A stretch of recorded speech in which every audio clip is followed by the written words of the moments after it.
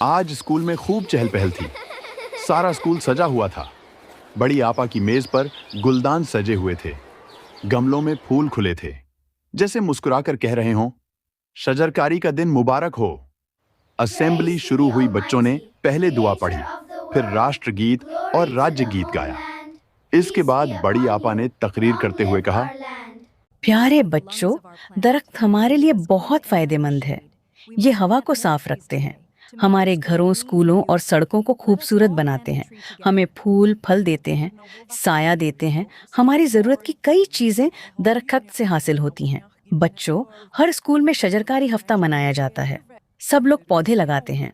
हम भी आज स्कूल में पौधे लगाएंगे।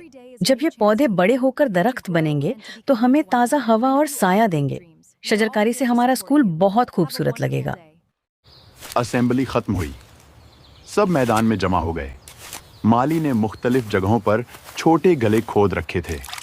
सब ने मिलकर इन गलों में पौधे लगाए और बचा हुआ कचरा कूड़ेदान में डाला। स्कूल पहले से ज्यादा खूबसूरत और भला लग रहा था। हवा चली तो लगा जैसे छोटे छोटे पौधे हाथ हिलाकर कह रहे हों, दरख्त लगाने पर आपका शुक्रिया।